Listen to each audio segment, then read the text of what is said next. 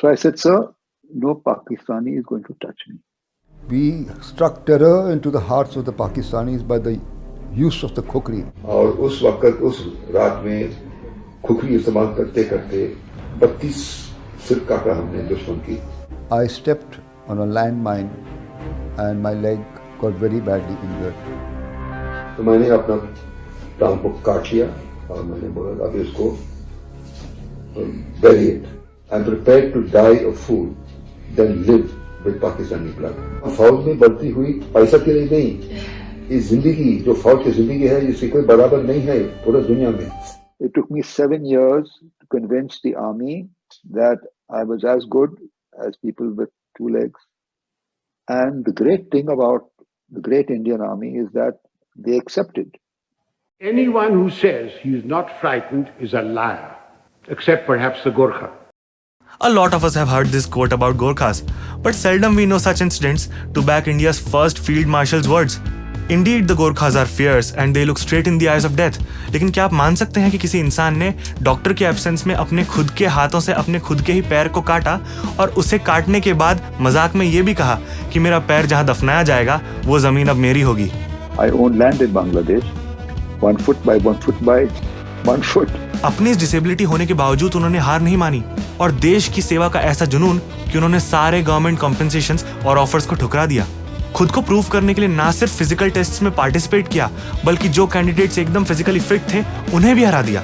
एक wooden leg होने के बाद भी वो तैर सकते थे, दौड़ सकते थे, यहाँ तक कि वो हजारों फीट की ऊंचाई को भी चढ़ सकते थे.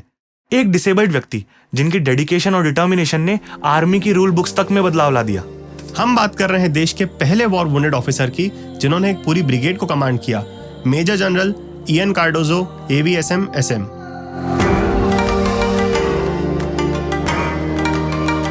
Major General Ian Cardozo was born on 7th August 1937 in Mumbai. After completing his graduation from Xavier's College, Mumbai, he joined the NDA. He was the first cadet to receive both gold and silver medals due to his best all-round performance and merit.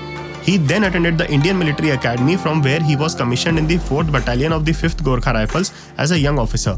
He took part in 3 different wars: the Sino-Indian War of 1962, the Indo-Pak War of 1965 and the Indo-Pak War of 1971.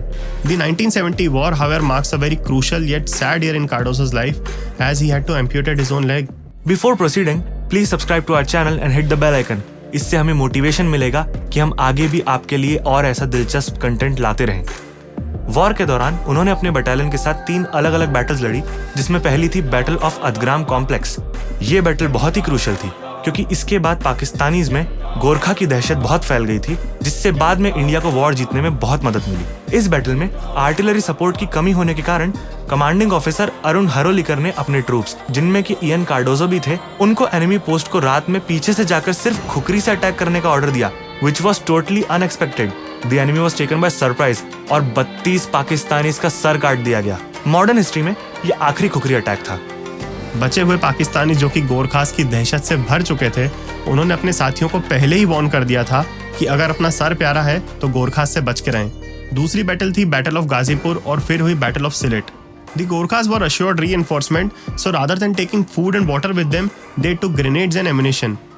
Unfortunately, help could not come और जाबाज गोरखा बिना पानी या खाने के भी 9 दिन तक लड़ते रहे.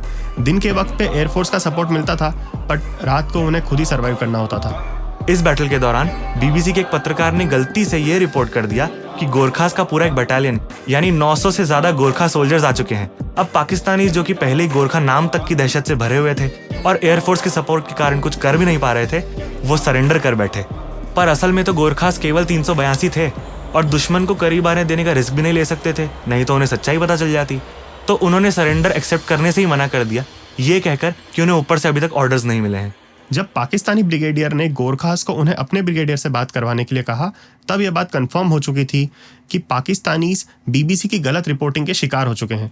3 ब्रिगेडियर्स, 2 कर्नल्स, 173 ऑफिसर्स, 290 JCOs और कुल मिला के 8000 से भी ज्यादा पाकिस्तानी सोल्जर्स ने गोरखों की आधे से भी कम बटालियन के आगे सरेंडर कर दिया था.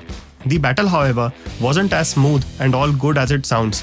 बैटल के वक्त मेजर इयन कार्डोजो का एक पैर लैंडमाइन पर रखा गया, because of which he was severely wounded and his leg was critically injured.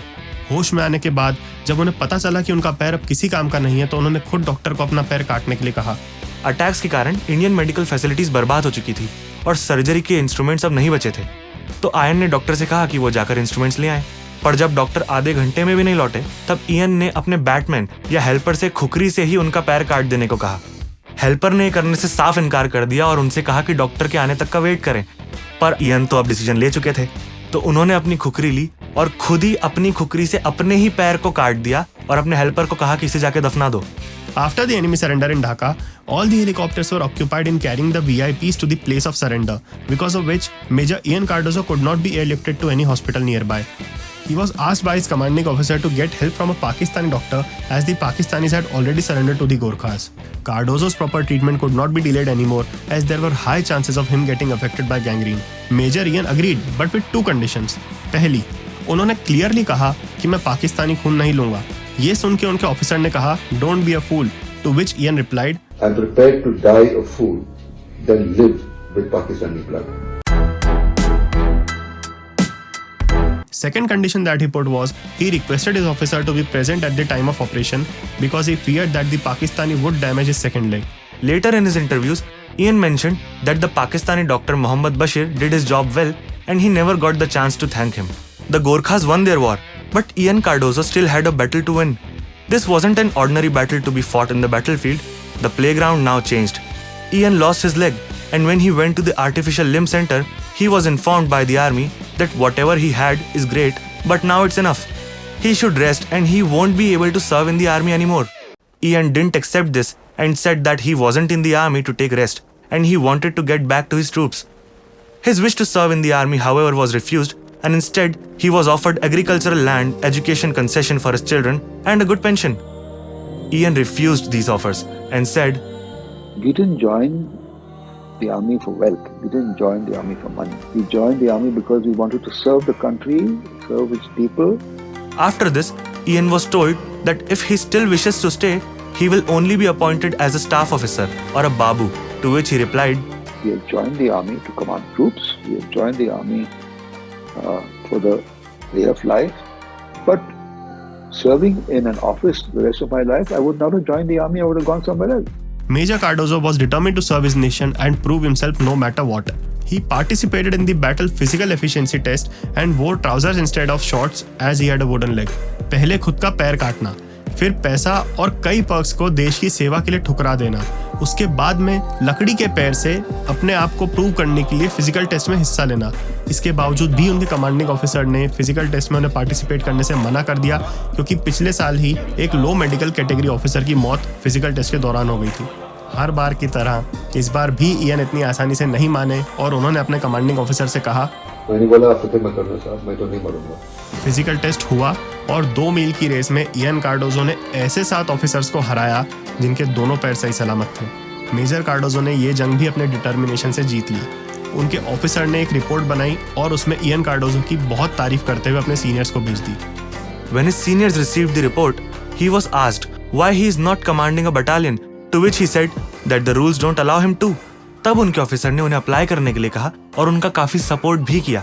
उनकी एप्लीकेशन वाइस चीफ तक गई and he went to Jammu and Kashmir with the vice chief. वहां मेजर इयन को पता चला कि उनके एक दोस्त 4000 फीट की ऊंचाई पर एक ब्रिगेड को कमांड कर रहे थे। वो खुद ही 4000 फीट की ऊंचाई पर चढ़ गए और उन्होंने अपने फ्रेंड के साथ नाश्ता भी किया। When his vice chief landed at that height in his helicopter, he was shocked. He asked Ian how did he manage to get there, to which Ian very calmly replied, I climbed my way up. When they went back to Delhi, vice chief informed his chief that Ian can walk, he can run, he can climb, he can swim. So what is the problem? He must be given a battalion. After this, Major Cardozo went with his chief to Ladakh and climbed over snow and ice. The chief asked for Cardozo's file and ordered that he should be given a battalion. And this is how Major Ian Cardozo became the first war casualty to command a battalion. Again, after proving himself so many times, Ian was not given a promotion as a brigadier since there was no provision. Habitual of not giving up, this is what Ian did. So I wrote to the chief and I said, higher standards of physical fitness are required in lower ranks. If I can command a battalion in peace and field, there is no reason why I can't command a brigade. He was then promoted to brigadier rank on 1st March 1984. Again, first battle casualty to command a brigade. After serving in the army for 39 glorious years, Ian Cardozo retired as a major general, Post-retirement, he worked with an NGO as the vice president of the War Wounded Foundation. He later served as the chairman of Rehabilitation Council of India from 2005 to 2011 and then took up writing as a hobby. Not only this, Major General Cardozo also regularly takes part in the Mumbai Marathon on his prosthetic limb. Major general Ian Cardozo की life इस बात का सबूत है कि अगर कोई इंसान कुछ ठान ले तो बड़ी से बड़ी ताकत भी उसे नहीं रोक सकती. He not just went against all the odds, but he also taught several physically challenged people that your will is greater than any disability. Soon a movie named Gorkha is going to be released on the life of Ian Cardozo, where Akshay Kumar will play his role. So guys, if you liked our video, please subscribe to our channel and hit the bell icon. This will motivate us to bring more such content in the future. Thank you.